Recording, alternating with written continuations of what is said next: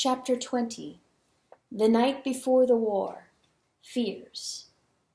When Chanticleer woke up again, it was midnight, and he was in pitch blackness. Several times the rooster opened and closed his eyes, but he couldn't tell any difference. It was all darkness. On this night not even stray light reached the earth through the clouds. So tight, so heavy were they in heaven, that Chanticleer felt their weight upon his back, and he groaned.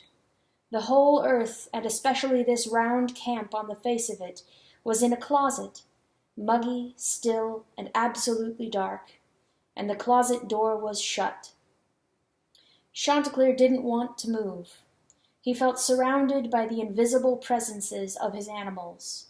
He didn't know where nor how to move.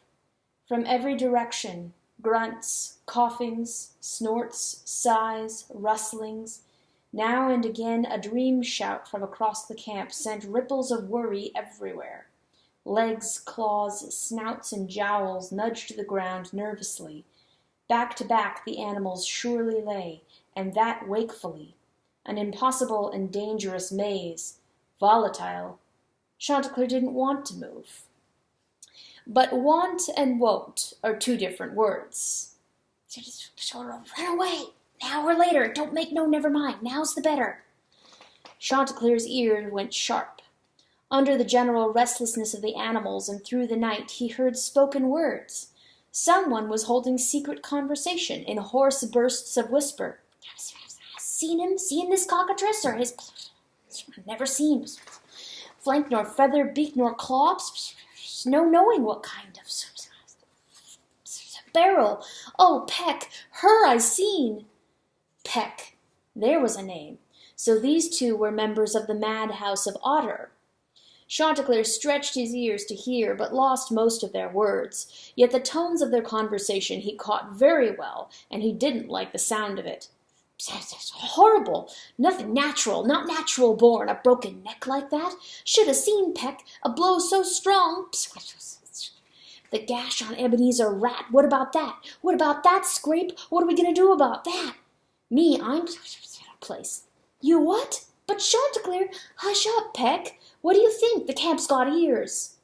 Then Peck very earnestly asked a question which Chanticleer lost altogether, and Scrape gave him a long answer.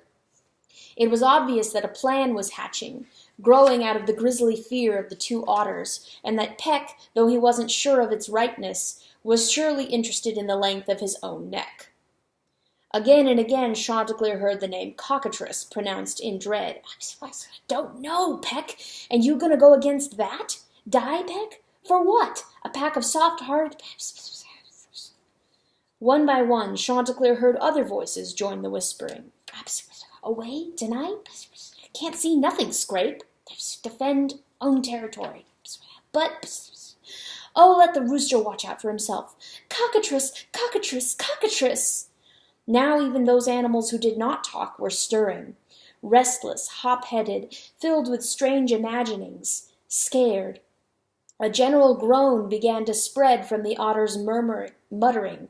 Widening circles caught ears, thumping hearts, bristling hair into them. In a moment the animals would begin to stand up, and then what? The night was dreadfully dark. The camp was dangerously crowded. And tomorrow? Every creature needed his rest tonight. More than that, every creature needed desperately every other creature at his side tomorrow. Chanticleer broke his silence and stood up. He fought an urge to excoriate those rotten renegades, those traitor otters. Scrape should be skinned. Instead, from the place where he was, he began to crow Compline, the 7th holy hour of the day. Cool, smooth, restrained, a silken lariat, the rooster gave his animals in the darkness a point of recognition. He covered them with the familiar. He announced his presence. Then he drew them back from the edge. He blessed them right gently, crowing nothing of the battle for tomorrow, but naming every one of them their names. Names, one after the other, with a prayer for the peace of each one. That was Compline on this particular night.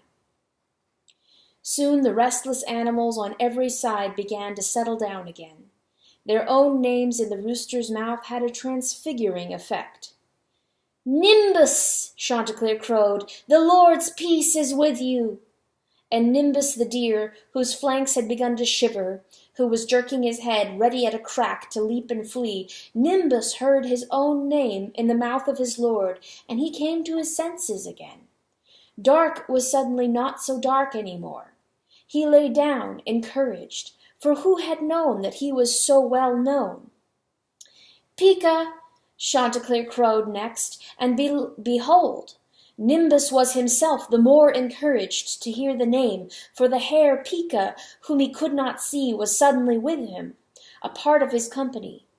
Name followed name. Lonely was lost in communion. The company grew as if lights were turning on, and Nimbus the deer went to sleep. So it went. All the animals began to believe in sleep again, and the dark camp settled down. But as he crowed this remarkable compline, Chanticleer the rooster was walking slowly through the camp, straight for the madhouse of Otter. And when he came to that place, he didn't stop crowing or lose breath for a compline, but as if it were by accident, he stepped up onto Scrape the otter's back, and stood there, crowing and twisting his claws into the otter's fur. Scrape grunted. The rooster gripped the tighter. Scrape began to whine. The rooster made a vise of his feet, then spread his wings, took 3 enormous flaps through the air, and dropped the otter bang among the weasels.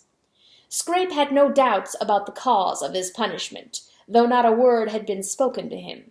And when Chanticleer had finally climbed to the top of the circular wall, he crowed, "Scrape! The blessings of the Lord is on you, even on you, Otter."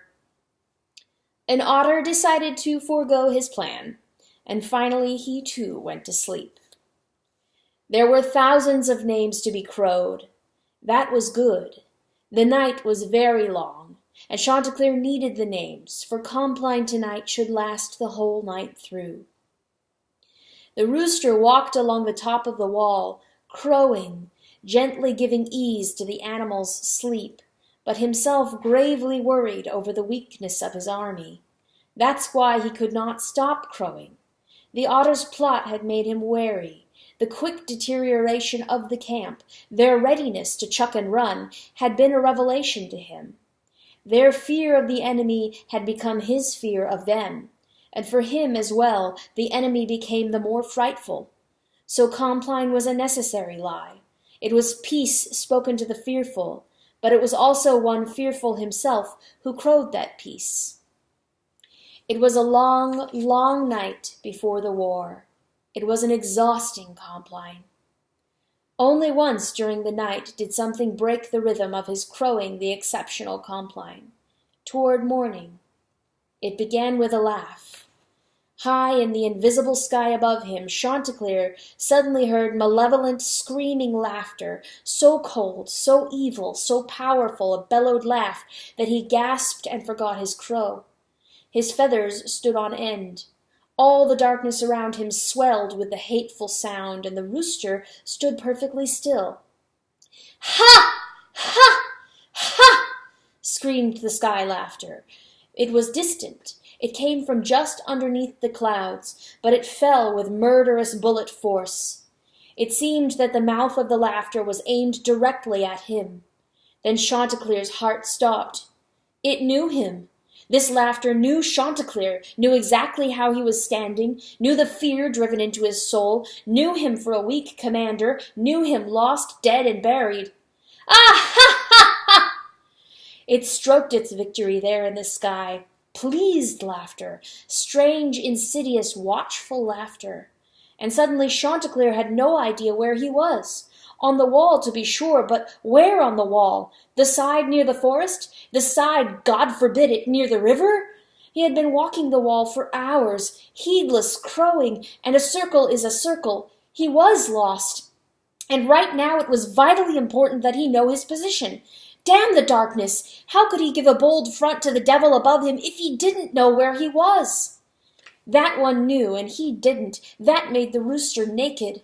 So Chanticleer spun on his heel and began to race back along the wall. Not outside the wall he ran, for what would he find there? A ditch, and then what? Forest? River? Not down into the camp. The animals would hinder him, trip him up. On and on around the wall he ran. He rushed, headlong, hearing his own breathing and breaking his lungs for breath, hearing the hard, delighted laughter above him. Through the black night he ran, and he began to whimper, "It's here! I want to see! I want to see! I want to see! Oh God, where am I?" Then blindly he ran straight into a soft flank. He yelped, and then tumbled off the wall down into the ditch. The dun cow followed him down, and once there she breathed on him. Immediately poor Chanticleer drove himself like a child into her neck, curled, and gave himself over to the refuge. He had absolutely no doubt who she was, and strangely her presence did not surprise him. Neither did he stop for his own dignity. Simply he was thankful for the shelter, and he hid himself there, and he waited for the trembling to quit. When the rooster's reason had come back again, he discovered that the laughter was gone, and the night silent once again, save that he heard wind in the trees of the forest. Trees! Ah, the dun cow had brought him down on the north side of the wall. The camp stood between him and the river, and he was relieved, and he knew where he was. Chanticleer lay a long while against the fine fur of her neck. He let his mind free to think of the night, and soon his mouth was free as well. He found that he was talking his thoughts out loud. The dun cow listened. Low and long he shed his private fears into her silence.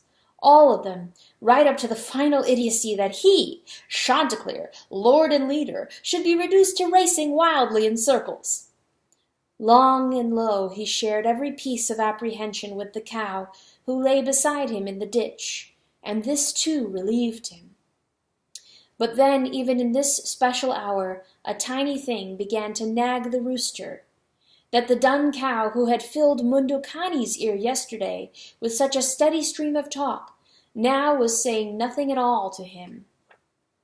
"Speak to me," he said bluntly and loudly in the night. "Have you nothing to say to me? Who are you? Why are you here? Where do you come from?" And then a question which Chanticleer never formed on his own, nor ever would have asked had he thought about it first. "Why do I love you?" His own question so shocked him that he shrugged his shoulders as if there were light in the ditch and he could be seen, as if to say, "Forget it, I didn't mean it," and he consciously shut his mouth and said no more. So the last hour of the night passed by. Once or twice he felt, just barely, the prick of her horns upon his back. They kept him wide awake.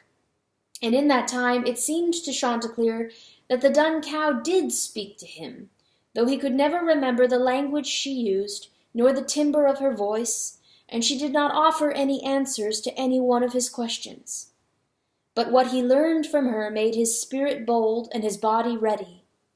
3 things she gave him, weapons against the enemy, and 2 he understood immediately, but the 3rd remained a mystery. Rue, she said, protection. Rooster's crow, confusion. One thing else to end the deed, a dog with no illusion. Shortly the dun cow was gone again, and the rooster alone in his ditch. And then, with a faint light to make shadows of every solid thing, the night was done, and the dire day had begun.